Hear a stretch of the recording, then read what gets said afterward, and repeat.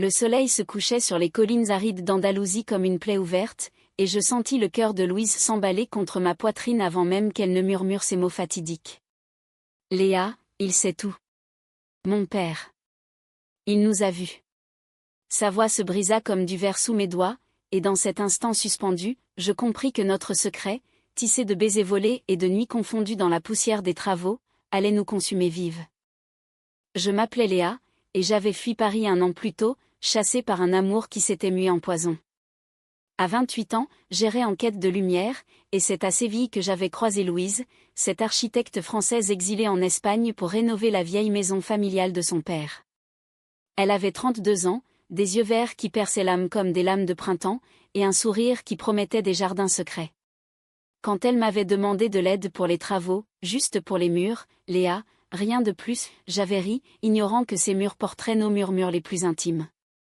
Tout avait commencé innocemment, sous le ciel implacable de l'Andalousie. La villa de son père, perchée sur une falaise dominant la mer, était un vestige du XIXe siècle, murs ocre écaillés, tuiles rouges fissurées, et un jardin envahi par les bougainvilliers roses qui grimpaient comme des amants désespérés. Monsieur Duval, le père de Louise, un veuf bourru de 65 ans aux moustaches grisonnantes et au regard d'acier forgé par des décennies de commerce vinicole, avait légué cette ruine à sa fille unique avec un ultimatum tacite, la restaurer ou la vendre. Louise, rebelle dans l'âme, avait choisi la restauration, invoquant l'héritage maternel une Française pure souche, disparue trop tôt d'un cancer foudroyant. J'étais arrivée un matin de juin, sac à dos sur l'épaule, mes boucles noires encore humides de la douche madrilène. Louise m'avait accueillie sur le seuil, un pinceau à la main, son chemisier blanc éclaboussé de chaud. « Tu es folle de venir ici, Léa. La chaleur va te dévorer. » Mais ses yeux disaient le contraire, une invitation muette, un appel au chaos. Nous avions ri en démontant les armoires de la cuisine, nos épaules se frôlant par accident, puis par dessein. Les jours s'étiraient en un ballet de sueur et de silence complice. Le soir, sous les étoiles qui piquetaient le ciel comme des promesses non tenues, nous buvions du rioja sur la terrasse, et Louise me racontait ses rêves d'enfance, des escapades à vélo le long de la Garonne, des livres de Colette dévorés en cachette, des premiers émois pour une camarade de classe aux joues rosées. Je lui confiais mes propres fantômes. À Paris, j'avais aimé Camille, une galeriste aux lèvres carmin et au cœur de glace. Notre histoire s'était achevée dans un café du Marais, où elle m'avait jeté comme un croquis raté. « Léa, tu es trop entière. J'ai besoin d'espace. » J'avais fui vers l'Espagne, terre de passion enflammée, pour guérir mes plaies. Mais Louise, avec sa grâce féline et sa voix rauque de vin et de tabac, ravivait en moi un feu que je croyais éteint. Une nuit, alors que la lune baignait le jardin d'une lueur argentée, nos mains s'étaient entrelacées sur la balustrade. « Et si on essayait, juste une fois ?» avait-elle chuchoté. Nos lèvres s'étaient trouvées, douces comme des figues mûres, et le monde s'était effacé. Les semaines suivantes furent un tourbillon de désir et de complicité. Nous travaillions côte à côte, martelant les clous, ponçant les parquets, nos corps se frôlant dans l'étroit atelier improvisé. Monsieur Duval n'apparaissait que sporadiquement, débarquant de son domaine viticole à Ronda avec des caisses de bouteilles et des regards suspicieux. « Cette maison est pour un mari et des enfants, Louise, pas pour tes lubies d'artiste. » Il la toisait, sa fille unique, comme si elle était une tache sur son blason familial. Louise serrait les dents, ses jointures blanchissant sur le marteau, mais en ma présence, elle se muait en tempête contenue. Il ne comprend rien, Léa. Pour lui, l'amour est un contrat, pas une flamme. Un soir doux, alors que l'air vibrait du chant des cigales, nous nous étions aimés pour la première fois dans la chambre aux volets clos. Les draps de lin rêche s'étaient imprégnés de notre sueur, et Louise, arquée contre moi, avait pleuré de joie. « Tu es ma renaissance, ma chérie. » Ces mots, prononcés dans un français teinté d'accent andalou, m'avaient enveloppé comme une cape de velours. Nous parlions d'avenir, une vie à deux, peut-être un retour à Paris, ou une installation définitive ici, au bord de cette mer qui murmurait des secrets éternels. Mais sous cette idylle, un ombrage grandissait. Monsieur Duval avait commencé à poser des questions. « Cette amie, Léa, elle reste longtemps ? Elle paie sa part ?» Ses yeux, plissés comme des raisins secs, fouillaient les miens lors des dîners tendus, où le gazpacho refroidissait dans les bols en céramique. Le conflit couva comme un orage d'été. Un après-midi, alors que nous repeignions la salle à manger mûre d'un bleu provençal, clin d'œil à nos racines, Louise reçut un appel. Son visage se ferma, ses lèvres pâlissent. Papa arrive ce soir. Et il apporte un investisseur.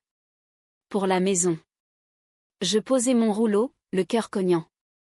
Qu'est-ce que ça veut dire? Elle haussa les épaules, feignant l'indifférence. Rien. Juste une visite. Mais cette nuit-là, levée dans les bras l'une de l'autre, elle avoua ses peurs. Il veut me marier à un fils de vigneron. Pour l'alliance des domaines. Comme si j'étais une marchandise. Le lendemain, l'air s'alourdit d'électricité. Monsieur Duval gara sa vieille Mercedes devant la grille rouillée, accompagné d'un homme bedonnant en costume lin, prénommé Carlos, dont les mains boudinées serraient un dossier de contrat. Ils inspectèrent la villa comme des conquérants, mesurant les pièces, notant les défauts. Louise et moi nous tenions en retrait, nos regards se croisant comme des SOS muets. Au dîner, sur la terrasse éclairée de guirlandes solaires, la tension explosa. Papa, je ne vendrai pas. C'est maman qui. Louise s'interrompit, la voix chevrotante. Duval frappa du poing sur la table, faisant teinter les verres. Ta mère est morte parce qu'elle rêvait trop. Et toi, avec cette amie? Qu'est-ce qu'elle fait ici, à traîner comme une ombre? Je sentis le rouge me monter aux joues, mais Louise posa sa main sur la mienne sous la nappe, un geste de défi. Léa est mon amie, papa. Et plus si affinité. Les mots tombèrent comme une grenade. Duval se figea, son visage virant au pourpre. Carlos toussota, mal à l'aise, et se retira prétextant un appel. Seul avec nous, Duval nous dévisagea, ses yeux passant de l'un à l'autre. Plus si affinité? Tu te moques de moi, Louise? Dans ma maison? Avec une femme? Sa voix tonna, écho des tempêtes atlantiques de son enfance gasconne. Louise se leva, tremblante. C'est notre maison, papa. Et notre vie. Il partit en claquant la porte, laissant un silence assourdissant.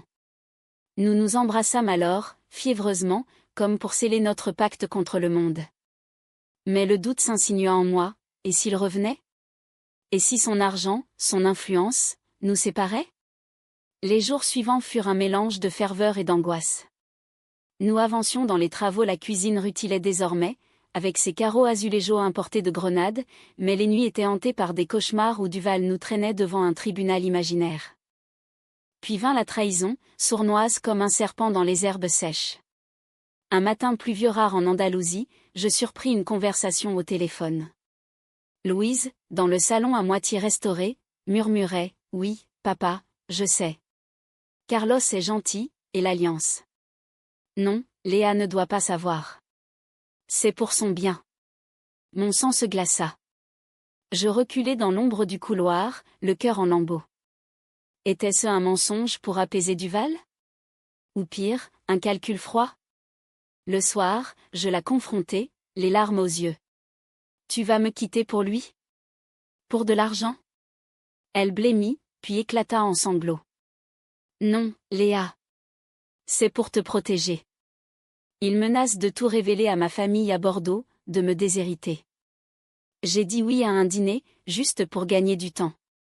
Je t'aime, idiote. Nous nous réconciliâmes dans un tourbillon de baisers salés de larmes, mais la graine du doute était plantée. Les travaux s'achevèrent dans une frénésie, la villa renaissait, ses murs blancs éclatant sous le soleil, ses volets peints en bleu azur comme un hymne à la Méditerranée. Nous y voyions notre futur, un café au rez-de-chaussée, nos ateliers à l'étage, des nuits d'amour sous les oliviers. Mais Duval revint, plus déterminé, avec un notaire en taux. Signe, Louise. Ou perd tout. Et cette liaison, elle finira mal. J'ai des amis haut placés. Le climax survint lors d'une fête improvisée pour inaugurer la rénovation. Nous avions invité des voisins des artistes bohèmes de Séville, des expatriés français comme nous, et la terrasse bruissait de rire et de flamenco guitare. Louise, radieuse dans une robe fleurie qui soulignait ses courbes graciles, dansait avec moi sous les lanternes. Nos corps se mouvaient en harmonie, un tango intime qui faisait taire les murmures. Puis Duval apparut, silhouette noire contre la lune montante, Carlos à ses côtés. Assez, rugit-il, traversant la foule comme un taureau enragé. Il arracha Louise de mes bras, son visage tordu de fureur. Tu déshonores ton nom. Cette femme. Elle t'empoisonne. La foule se figea. Louise se dégagea, les yeux flamboyants. C'est toi qui m'empoisonnes, papa. Avec tes traditions mortes, tes alliances pourries. Léa est ma vie, mon amour vrai. Duval, le souffle court, leva la main non pour frapper, mais en un geste d'impuissance. Je t'ai élevée pour être forte, pas pour ça. Les mots planèrent, lourds de siècles de silence familial. Je m'avançai, la voix ferme malgré le tremblement. Monsieur, l'amour n'est pas une trahison. C'est une renaissance. Laissez-nous. Il tituba, comme frappé par un éclair intérieur. Carlos, sentant la défaite, s'éclipsa. Duval nous fixa longuement, ses épaules s'affaissant. Ta mère. Elle aimait une femme, avant moi. Une danseuse à Paris. Elle n'a jamais dit, mais je l'ai su. Et ça l'a tué, ce secret. La révélation nous cloua. Louise, pâle, murmura, pourquoi ne m'as-tu rien dit? Il secoua la tête, les larmes coulant enfin. Peur. Peur de te perdre comme elle. Dans ce moment suspendu, sous les étoiles indifférentes, le mur tomba. Duval s'approcha, maladroit, et posa une main sur l'épaule de sa fille. Si c'est ton choix. Alors garde la maison. Et elle. Il me regarda, pour la première fois sans haine. Prends soin d'elle, Léa. Ou je te hante. Un sourire fugace trancha son visage buriné. Les invités reprirent leur souffle, le flamenco reprit, plus vif. Nous dansâmes jusqu'à l'aube, Louise et moi enlacés, le monde enfin aligné. Duval partit le lendemain, non en exil, mais en paix relative. Des lettres sporadiques suivirent, des bouteilles de vin avec des notes laconiques, pour vos toasts. Des mois passèrent. La villa devint notre sanctuaire, un bed et breakfast lesbien, où des âmes errantes comme nous trouvaient refuge. Louise et moi, unis par des vœux murmurés au bord de la falaise, apprîmes la patience, le pardon. L'Andalousie, avec ses vents chauds et ses oliveraies infinies, nous enseigna que l'amour, comme le vin, mûrit dans l'adversité. Et parfois, dans la quiétude du soir, je repensais à ce crépuscule où tout avait basculé non en tragédie, mais en humanité retrouvée. Car au fond, nous n'étions que deux femmes, fragiles et fières, tissant un fil d'or dans le tissu du monde. La brise marine caressait nos peaux encore marquées par la danse de la veille, et Louise, levée contre moi sur le hamac du jardin, traçait du bout des doigts les contours de mon épaule. Tu sais, Léa, j'ai toujours cru que l'amour était une cage dorée. Mais avec toi, c'est un horizon sans fin. Ces mots, imprégnés de cette poésie française qui nous liait malgré l'exil espagnol, me firent frissonner. Nous étions au seuil d'un nouveau chapitre, mais les échos du passé persistaient, comme les ombres des ruines que nous avions rebâties. Les premiers clients arrivèrent en septembre, quand l'été andalou cédait la place à une douceur automnale. Des couples comme nous, des voyageuses solitaires en quête d'elles-mêmes, des familles arc-en-ciel fuyant les intolérances du Nord. La villa, baptisée Casa del Susurro, maison du murmure, bruissait de confidences. Louise gérait les réservations avec son efficacité d'architecte, tandis que je m'occupais de la cuisine, salade de tomaterloum arrosée d'huile d'olive locale, tapenade aux anchois, et des crèmes brûlées qui rappelaient nos desserts parisiens. Chaque soir, nous fermions les volets avec un baiser, et la mer en contrebas chantait notre berceuse. Mais la paix est fragile, comme un azuléjo mal posé. Une lettre arriva un matin brumeux, cachetée de cire rouge sans le sceau familial des Duval. Louise l'ouvrit d'une main tremblante, ses yeux verts s'écarquillant. Papa. Il vient pour Noël. Avec la famille élargie. Je posai ma tasse de café, le cœur serré. Élargie? Comme tes cousins de Bordeaux? Ceux qui te traitaient de fille à papa? Elle hocha la tête, le front plissé. Et peut-être l'oncle Henri, le prêtre. Un rire nerveux lui échappa. Super. Une réunion familiale lesbienne en Andalousie. Ça va être épique. Nous nous préparâmes comme pour une bataille. Louise repeignit la salle commune en tons chauds de safran et d'ocre, invoquant l'hospitalité espagnole pour adoucir les cœurs français. Je cuisinais des essais, coq au vin revisité avec du chorizo, buñuelos sucrés pour les desserts. Mais intérieurement, l'angoisse rongeait. Et si Duval avait changé d'avis? Et si ses regrets de la fête n'étaient qu'un mirage? Nos nuits devinrent plus intimes, plus urgentes des étreintes où nos corps se disaient ce que les mots peinaient à exprimer. Promets-moi qu'on tiendra, Léa, gémissait-elle contre ma nuque, et je jurais, les lèvres sur sa peau salée. Noël s'annonça sous un ciel d'azur clair, incongru pour nos âmes habituées aux neiges normandes. La famille débarqua en convoi, Duval d'abord, raide dans son manteau de laine, suivi d'une ribambelle de cousins aux joues rougies par le froid voyageur, et enfin l'oncle Henri, col romain amidonné comme une lame. Ils envahirent la villa, leurs valises claquant sur les dalles, leurs voix tonnant en français pur jus. Quelle splendeur, Louise! Tu as fait de l'or avec du plomb, s'exclama une tante, mais ses yeux glissèrent sur moi avec une curiosité piquante. Je me présentai comme la compagne de travaux, un euphémisme qui fit hausser les sourcils de l'oncle. Le premier dîner fut un chant de mine. Autour de la table chargée de jambon ibérique et de bûches de Noël aux amandes, Duval présida, son verre de Rioja à la main.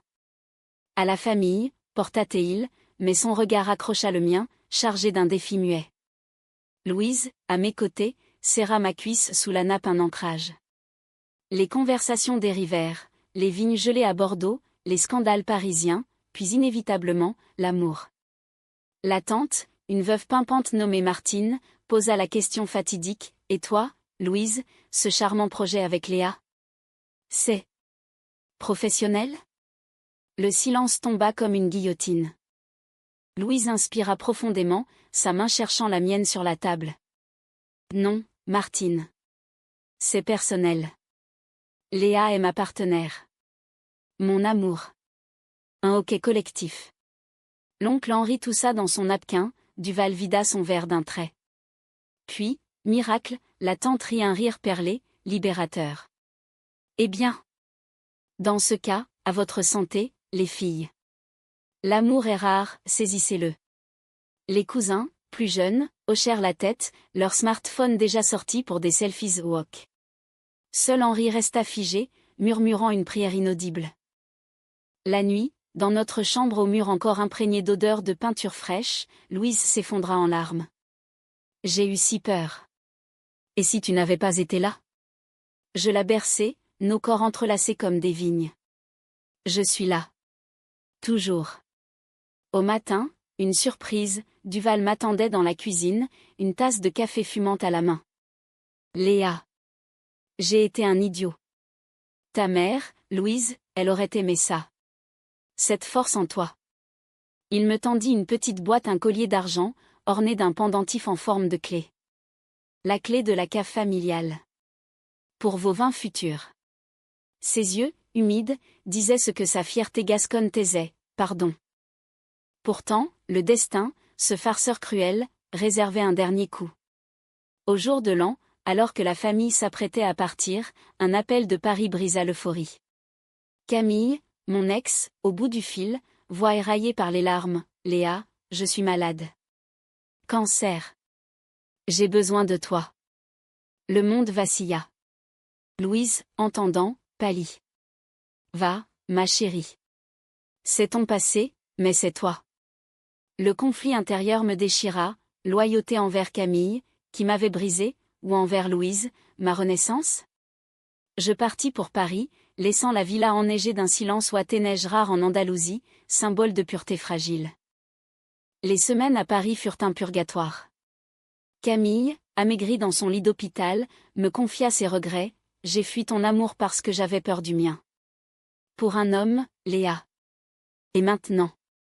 Je l'aidai, soignant ses plaies, écoutant ses confessions, mais mon cœur hurlait pour l'Espagne. Louise m'envoyait des lettres manuscrites, pleines de poésie, « Les oliviers pleurent sans toi, mais ils attendent le printemps. » Duval, même, m'écrivit, « Reviens. La maison a besoin de sa lumière. » Le choix fut clair lors d'une nuit d'insomnie, face à la Seine gelée. Je n'étais pas une sauveuse, j'étais une amante. Je rentrai, train de nuit, le cœur battant la chamade. À Séville, l'aéroport bruissait de retrouvailles. Louise m'attendait, manteau rouge comme un étendard, et nous nous embrassâmes au milieu du hall, indifférentes au regard. Jamais plus, jurâmes-nous. De retour à la villa, la vie reprit, enrichie. Camille guérit, seule, apprenant la leçon, nous lui envoyâmes des invitations, pont tendu vers la guérison. Duval visita plus souvent, apportant non des ultimatums, mais des histoires, celles de l'amour secret de sa femme, une danseuse aux yeux de braise. L'oncle Henri, touché par notre franchise, nous envoya un livre, Les amours interdites dans la littérature française. La famille s'élargit, inclusive. Aujourd'hui, sous le soleil éternel d'Andalousie, Louise et moi marchons main dans la main le long de la falaise. La mer, infatigable, lèche les rochers, et nos rires se mêlent au vent. L'amour, nous l'avons appris, n'est pas une ligne droite française, rigide et élégante, mais un chemin sinueux espagnol, passionné et impitoyable. Et dans cette danse, nous sommes libres. Le printemps andalou explosa en une symphonie de couleurs amandier en fleurs comme des nuages roses, chants de coquelicots écarlates ondulant sous le vent sirocco. La Casa del Susurro prospérait, critiques élogieuses sur les blogs parisiens, réservations pleines jusqu'en été. Louise, rayonnante, esquissait des plans pour une extension, une serre vitrée pour cultiver des herbes provençales, un atelier d'art pour les résidentes. Moi, je m'essayais à l'écriture des nouvelles lesbiennes inspirées de nos nuits, soumises à des revues françaises qui les publiaient avec un clin d'œil complice. Mais sous cette floraison, des racines profondes remuaient. Une lettre de Bordeaux arriva, non de Duval, mais de l'oncle Henri. Chère Léa, chère Louise, j'ai prié pour vous. Et dans ma prière, j'ai vu la grâce. Venez pour Pâques, parlons. Louise fronça les sourcils, sceptique. Il veut nous convertir? Ou nous absoudre? Je ris, mais intérieurement, je sentais le poids des traditions. Duval, lors de sa dernière visite, avait confié, Henri est rigide, mais il a un cœur. Comme moi, autrefois. Nous partîmes pour la France, train haute vitesse filant le long de la côte, puis autoroute vers l'intérieur verdoyant. Bordeaux nous accueillit avec son air chargé d'humidité et de vin jeune. La maison familiale, un manoir du 18e au volet vert, exhalait l'histoire, portrait jauni d'ancêtres guindés, caves aux fûts alignés comme des sentinelles. Henri nous reçut dans le salon, thé à la menthe sur la table basse, geste inattendu, arabisant. Asseyez-vous, mes nièces d'esprit. Ses yeux, derrière des lunettes cerclées d'argent, brillaient d'une douceur neuve. La conversation coula, d'abord guindée, le temps, les vignes. Puis Henri se lança, j'ai lu vos lettres, Louise. Et celle de Léa. Votre amour. Il me trouble. Dans l'Église, on nous enseigne la chasteté, mais pas la haine. J'ai connu, jeune séminariste, un sentiment pour un condisciple. Refoulé, enterré. Mais il vit encore. Sa voix chevrota, et Louise, émue, posa sa main sur la sienne. Oncle, vous n'êtes pas seul. Nous parlâmes des heures, de Colette, de Yourcenar, de ces femmes françaises qui ont osé aimer au grand jour. Henri pleura, puis rit un rire libérateur. Restez pour dîner. Et chantez-moi du Brassens. Ce voyage scella notre réconciliation familiale. Duval, informé, nous envoya un tonneau de son meilleur cru, pour arroser les ponts. De retour en Espagne, nous sentîmes un poids s'envoler.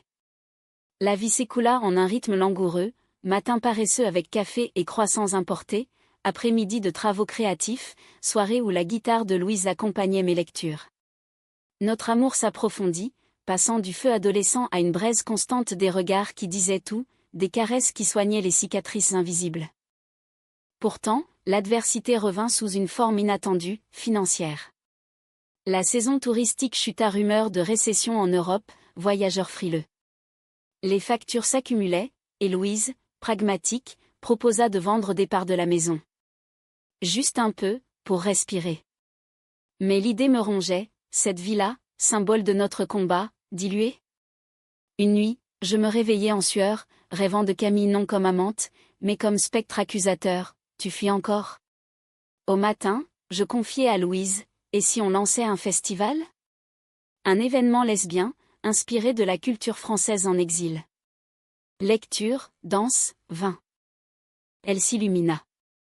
Génial. Appelons-le Écho de liberté. Nous nous lançâmes, invitation à des autrices parisiennes, partenariat avec des vignobles locaux, affiches au ton lavande et or. Duval contribua, mes bouteilles pour vos lèvres assoiffées. Le festival eut lieu en juillet, sous un ciel étoilé sans nuages. La terrasse grouilla de voix françaises chantant Piaf, espagnoles dansant flamenco revisité en queer. Une autrice, une poétesse aux cheveux argentés, lut un texte sur l'amour interdit, comme deux vignes entrelacées, nous défions le sarment du destin. Louise et moi, au premier rang, nous tenions la main, larmes aux yeux. Le succès fut fulgurant, article dans Le Monde, dont afflue. La maison sauvée, notre amour magnifié. Mais le vrai cadeau fut personnel, Camille vint, guérie, un soir de clôture. Félicitations, Léa. Tu as construit ce que je n'ai pas pu. Nous nous embrassâmes sur les joues, sœur d'âme blessée. Elle repartit, plus légère, promettant des visites. À l'automne, Louise me demanda en mariage non avec un genou à terre, mais lors d'une promenade au bord de la mer, un anneau d'argent ciselé à la main. Épouse-moi, pas pour l'Église ou l'État, mais pour nous. J'acceptai, riant à travers les larmes. La cérémonie fut intime, nous, Duval comme témoin bourru, Henri officier laïque en bénédiction personnelle. Sur la falaise, avec la mer comme autel, nous échangeâmes des vœux, dans les tempêtes et les soleils, je choisis toi.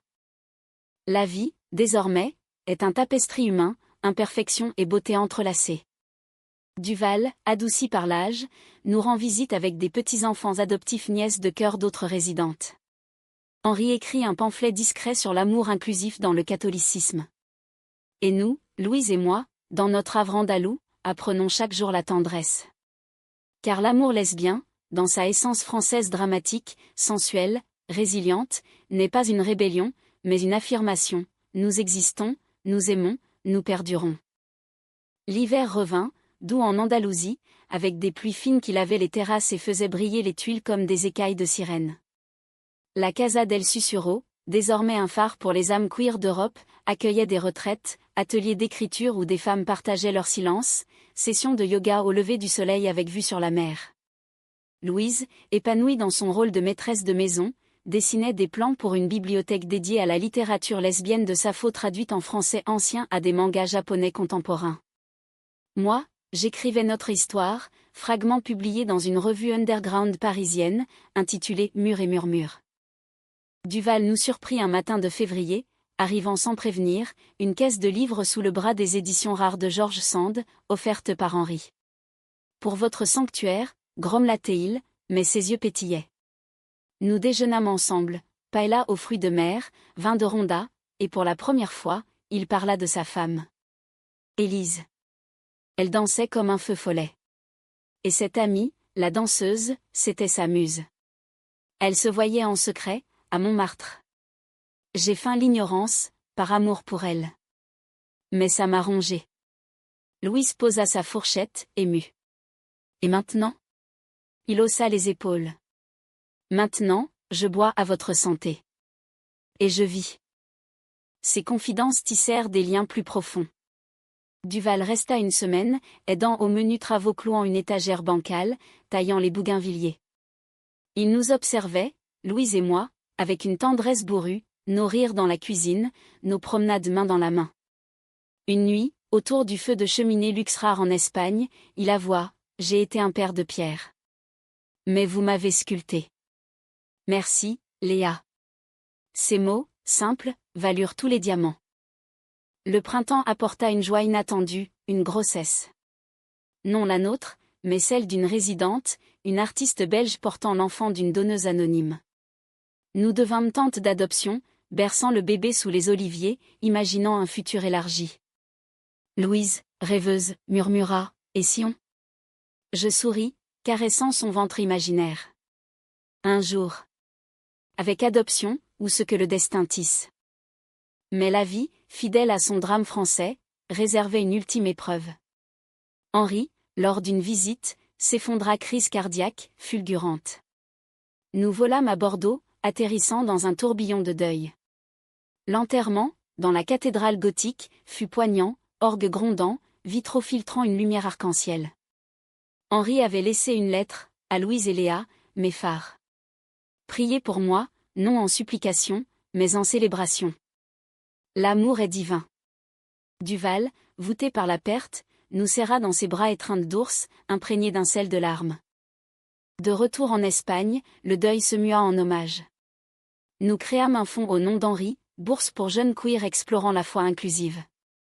La communauté grandit, invitations affluant de Paris, Berlin, même New York.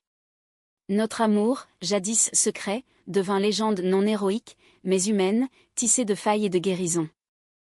Aujourd'hui, à l'été 2026, alors que le soleil darde ses rayons sur la terrasse, Louise et moi sirotons du rosé, nos alliances scintillant. La mer, éternelle, roule ses vagues comme un pouls. Souviens-toi de ce premier baiser, dans la poussière, demande-t-elle, yeux pétillants. Je ris, comment oublier? Tu étais couverte de chaud, comme une statue vivante. Elle m'embrasse, douce, profonde. Et toi, ma muse rebelle? Dans ce havre andalou, imprégné de sel et de safran, nous avons forgé une vérité, l'amour lesbien n'est pas une exception, mais l'essence dramatique comme un opéra de Bizet, romantique comme un sonnet de Verlaine, humain comme le pain partagé. Duval visite, gris mais serein, racontant des anecdotes de vigne. Camille écrit, amie lointaine. Et nous, indéfectibles, dansons sous les étoiles, libres enfin. Car au bout du compte, aider à rénover une maison n'était qu'un prétexte. C'était rénover des âmes, la sienne, la mienne, celle d'un père brisé. Et dans cette rénovation, nous avons trouvé non une fin, mais un éternel commencement.